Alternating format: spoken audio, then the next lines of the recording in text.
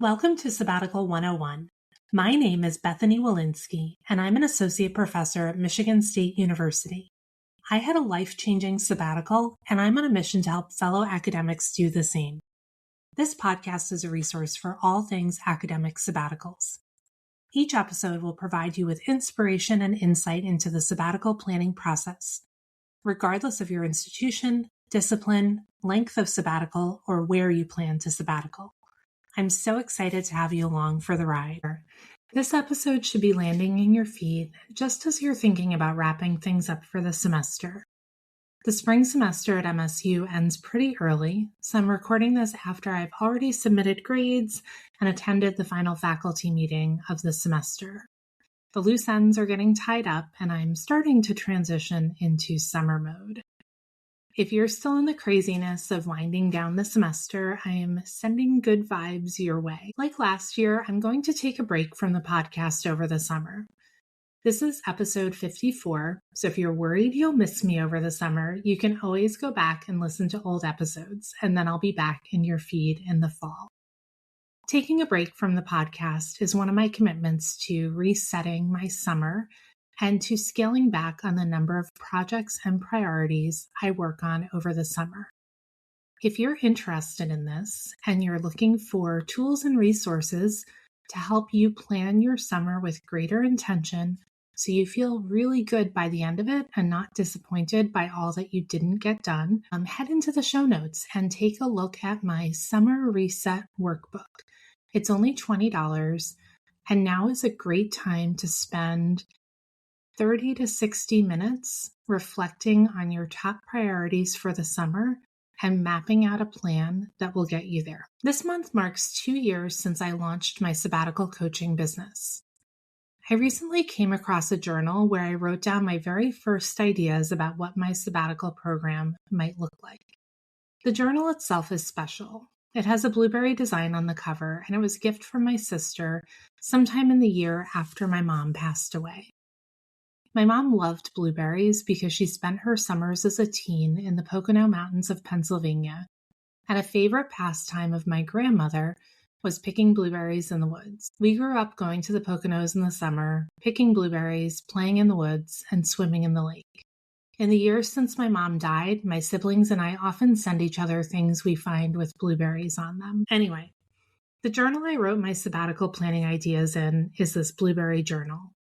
And part of why that's significant is that my desire to help academics plan their sabbatical with greater intention came from the fact that I was so burned out by the time I was eligible for a sabbatical. And a big part of that was the accumulated stress and exhaustion and then grief over my mom's sudden terminal cancer diagnosis and then eventual passing. What I've learned over the past 2 years is that many of you are coming to your sabbatical and finding yourself in a similar spot. The circumstances are not the same, but there's a pervasive feeling of exhaustion and burnout that makes even a privilege like sabbatical feel overwhelming and stressful. In my blueberry journal, I wrote about the sabbatical regret I'd heard of from friends and colleagues who wished they had done their sabbatical differently. I wrote down my reflections and thoughts that there must be a better way to plan so you didn't feel badly at the end.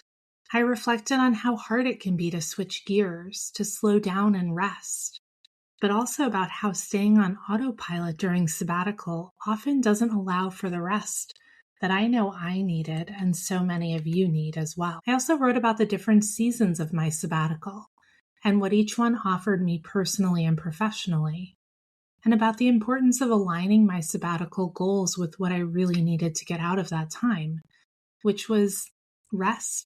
I didn't need to start an ambitious new project during sabbatical. I needed to get back to a place where I was excited about my work. I really enjoyed reading those early thoughts and ideas and seeing how many of them are still reflected in my work with clients over 2 years later. I also know that after helping 37 academics plan their sabbaticals, I've learned so much about the sabbatical planning and sabbatical taking experience. Each individual client I work with ends up creating a unique sabbatical plan that meets their needs and goals, but there are also patterns across the folks that I work with.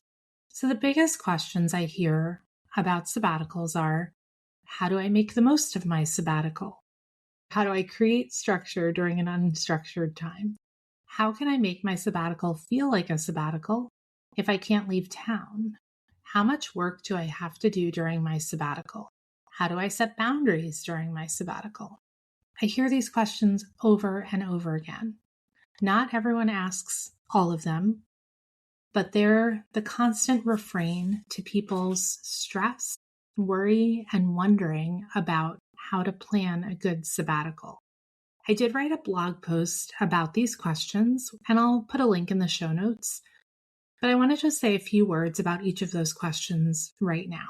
So the first, how do I make the most of my sabbatical?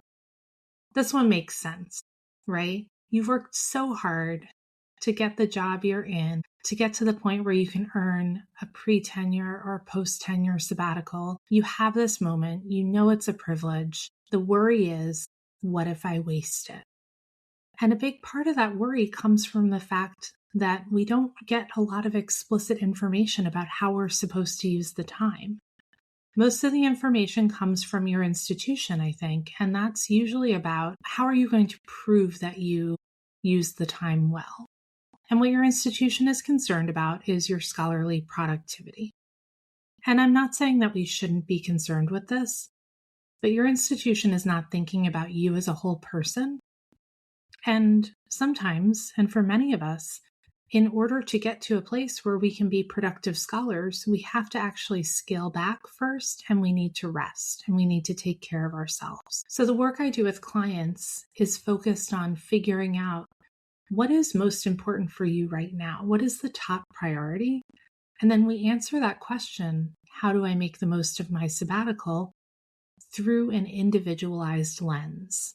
Your colleague who is not burned out and exhausted might be starting a new research project during sabbatical, and that's great for them, but that might not be what you need. That relates to question number 4, so I'll skip to that. How much work do I have to do during my sabbatical?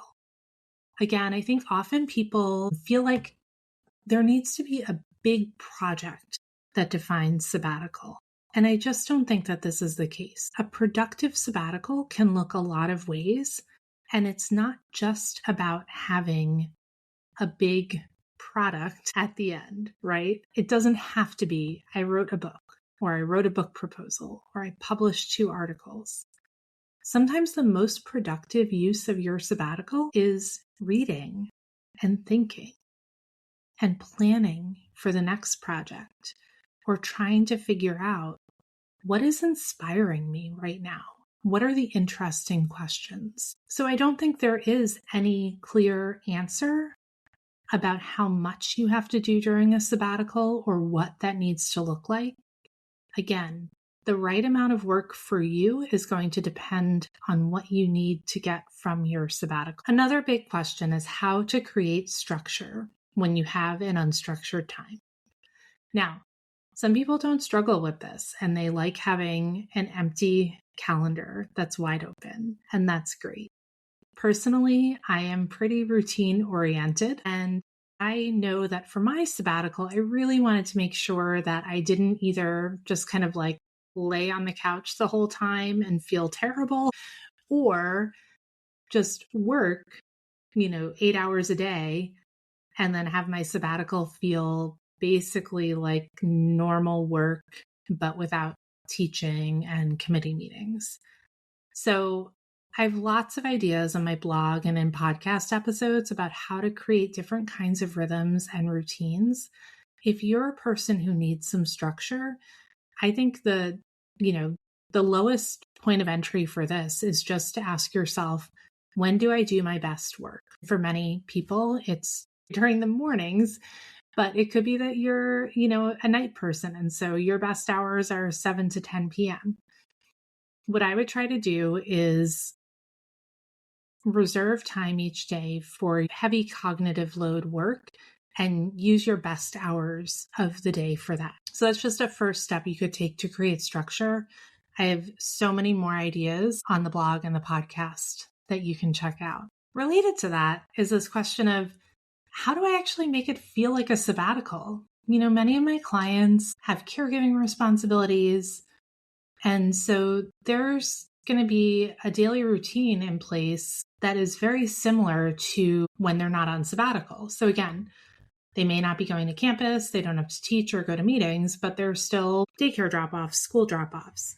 So how do you then create a routine or space so that sabbatical feels like sabbatical? And again, what I typically recommend and what I work on with my clients is thinking about what are the things that bring you joy? What are the things that you really like doing that you don't get to do in a regular semester? And trying to build in space and time into the weekly routine for that. It could be going for lunch with a friend a couple times a month, working at a coffee shop instead of at your home office. So it doesn't have to be extravagant, but there are ways we can take advantage of this time so that it feels different. And I think that helps us feel this rest, this reset that lets us come back to work afterward, feeling inspired and interested in our work again. The last thing I hear a lot about, and we spend so much time in my program on, is setting boundaries. Boundaries are not about just putting up an email, away message, and hoping for the best. We all have students, colleagues, collaborators, family members who we need to educate about our sabbatical so that they can support us. So they know what our goal is, they know what our boundaries are, they know what the expectation is, so that we can make the most of our time in the way we intend to use it. So if you haven't been thinking about boundaries, I recommend that you do. And again, I have blog posts and podcasts about this. Boundaries are going to be the guardrails that help you carry out your sabbatical plan. It's not about being mean to people or being unavailable. It's about setting clear expectations so that people know the ways that you will and will not be available to them during your sabbatical. So I think one of the biggest takeaways for me after 2 years of sabbatical coaching is that the work we do in my sabbatical coaching program is not only about the sabbatical. So it is about the sabbatical, obviously, but more often than not, the people who come to me are asking bigger questions about their careers.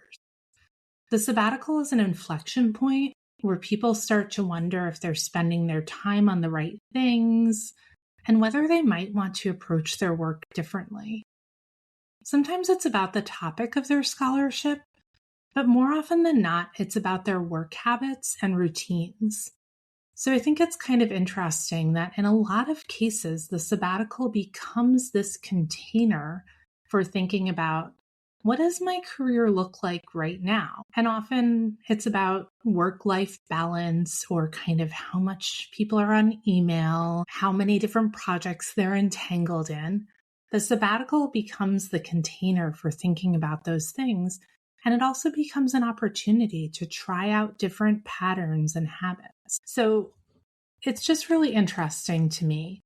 I think often sabbatical intersects with mid-career moments. So we may have wrapped up some projects and we're thinking about moving on to new ones. So it just invites this really interesting and I think fruitful reflection on, where am I right now? Is this pace and are my working habits working for me? And if not, how can I make some changes? And I never recommend that people change everything, right? None of us are good at changing everything all at once. But I work with my clients to think about, are there small tweaks that you could make that could make work feel a bit more the way you want it to feel? Because many of us have quite a bit of autonomy. I think this is one of the advantages of being an academic. And so how can we lean into that autonomy and craft a career that feels good and that's going to be sustainable in the long run? Because the way most of us work leading up to tenure is not sustainable. So as I wind down the podcast and break for summer, I just want to thank you for listening. I hope the podcast has helped you in some way, and I hope that you'll keep listening in the future. Thanks so much for listening to this episode of Sabbatical 101. If you found it helpful and want to hear more, please subscribe so you don't miss an episode. I'd also love it if you'd share my podcast with a friend or colleague who might be interested. If you'd like to connect to talk about my sabbatical coaching programs or to purchase an online asynchronous program, check out my website, www.bethanywilinski.com, or click the link in the show notes. You can also check out my blog, free resources, and subscribe to my monthly Sabbatical Insights newsletter. Until next time, here's to life-changing sabbaticals.